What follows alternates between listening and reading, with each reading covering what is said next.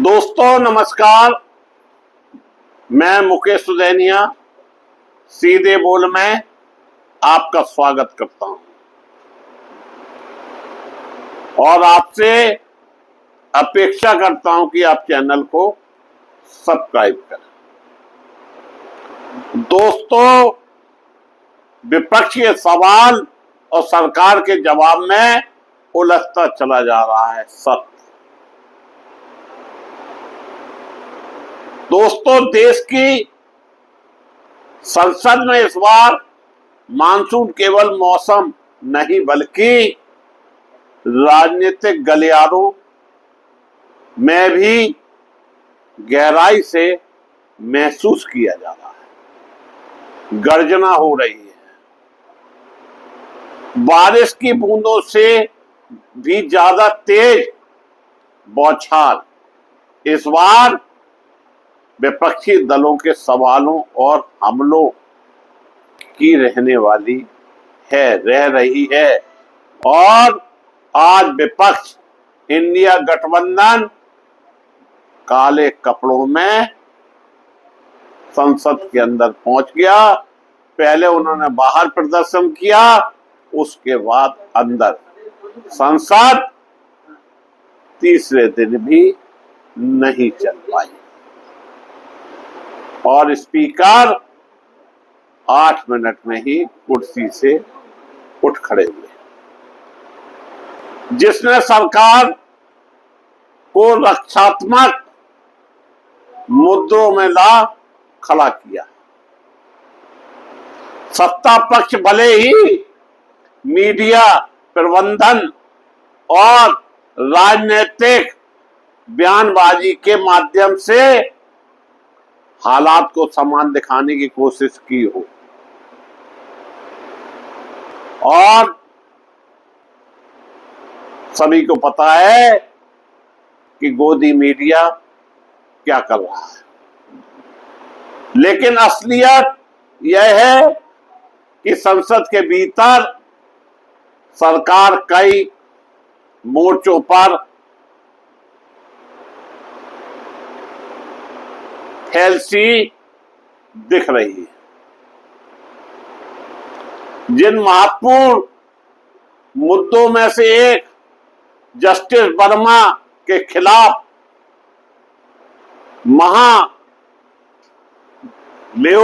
पर सरकार की हड़बड़ी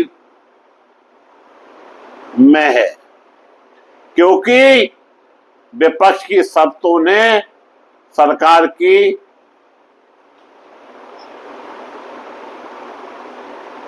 परेशानी पर पसीने की लकीरें ला दी।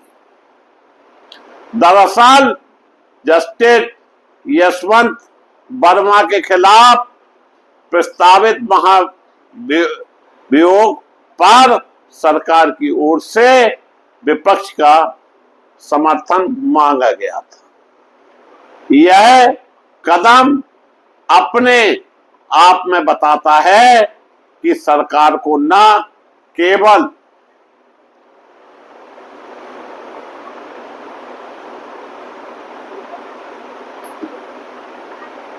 लोगों की संख्या में समर्थन की जरूरत है बल्कि नैतिक वैधता की भी दरकार है।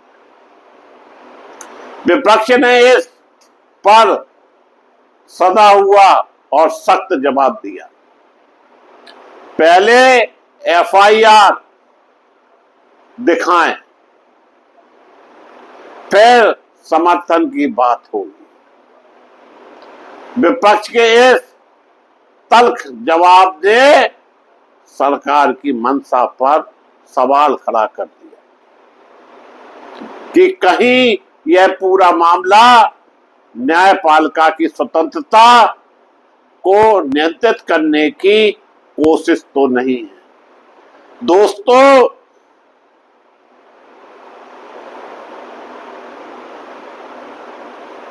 जिस तरह से देश के उपराष्ट्रपति ने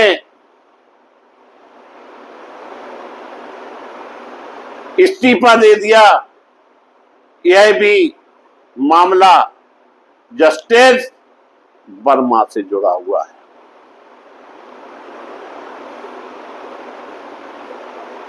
दूसरा सबसे बड़ा मामला ऑपरेशन सिंदूर और ट्रंप के सीज फायर का बयान,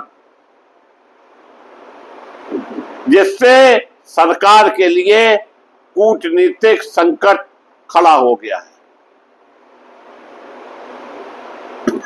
इसलिए सियासी गलियारों में चर्चा भी है कि विदेश मंत्री एस जयशंकर को हटाकर राज्यसभा के नवनिर्वाचित सांसद और पूर्व विदेश सचिव हर्ष वर्धन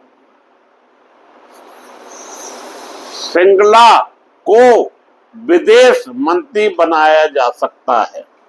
विपक्षी सूत्रों की माने तो विपक्ष ने कश्मीर और सीमा पार मसलों पर भी सरकार को घेरने का फैसला लिया है।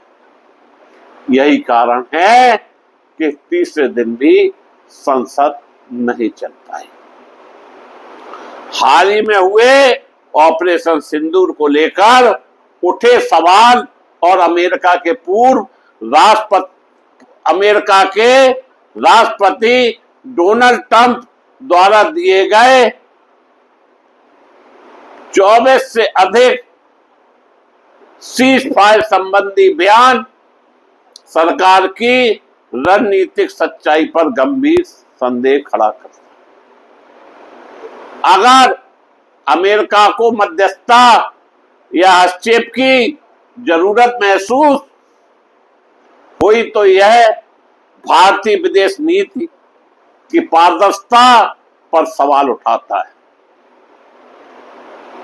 जिस पर सरकार करीब 3 महीने बीत जाने के बाद भी खामोश है।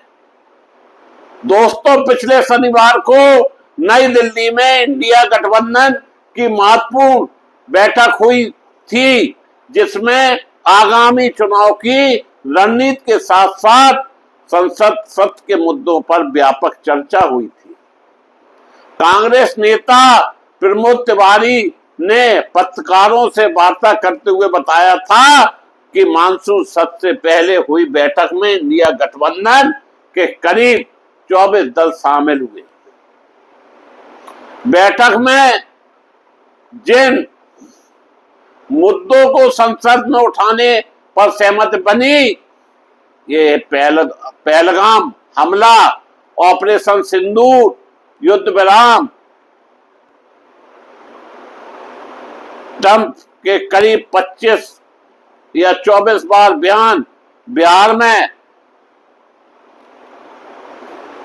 SIR के नाम पर हो रही वोटबंदी, पाकिस्तान, चीन और विदेश नीति विषय पर देश में दलित, पिछड़े, आदिवासी, महिला और अल्पसंख्यक वर्गों पर अत्याचार आदि के मुद्दे शामिल थे।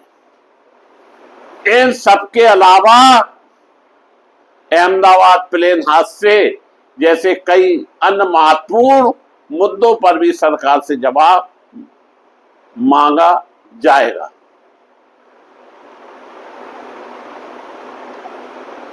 कांग्रेस के वरिष्ठ नेता प्रमोद तिवारी ने यह भी बताया था कि भाजपा की मोदी सरकार जिस तरह से देश के हितों की अनदेखी कर रही है, उसके खिलाफ हम सभी एकजुट होकर लोकतांत्रिक ढंग से सदन में अपने विषय उठाएंगे।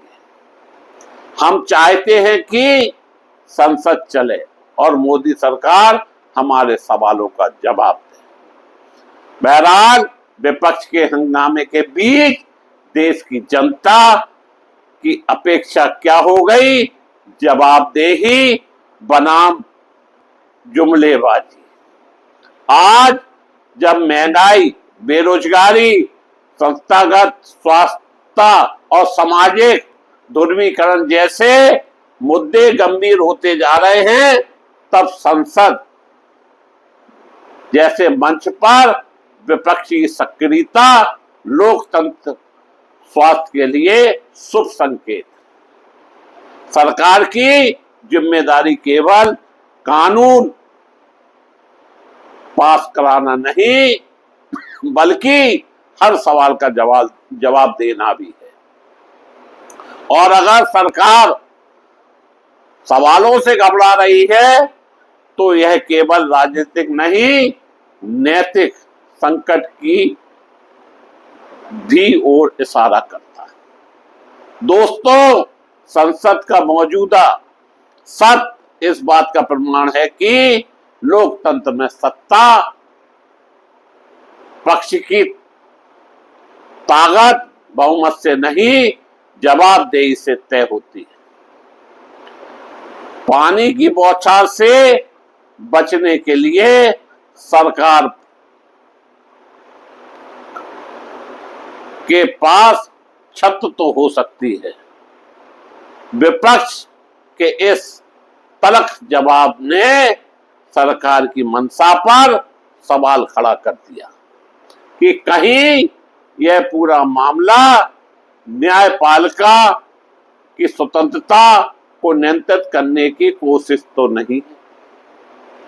दोस्तों, दूसरा सबसे महत्वपूर्ण मामला ऑपरेशन सिंदूर का भी है। इन सब पर अगर वो जवाब नहीं देते हैं तो निश्चित रूप से यह मामला आगे सरकार के लिए मुसीबत बनता चला जाएगा। तीसरा दिन समाप्त होने पर संसद नहीं चली, जबकि प्रतिदिन संसद चलना चाहिए, मुख्य मुद्दों पर बात होना चाहिए, परंतु कुछ भी नहीं हो रहा है। देखना यह है कि सत्ता पक्ष विपक्ष को कब जवाब देता है। मैं मुकेश उदयनिया पुनः आप सभी को धन्यवाद देता हुआ अपनी बात समाप्त करता हूं।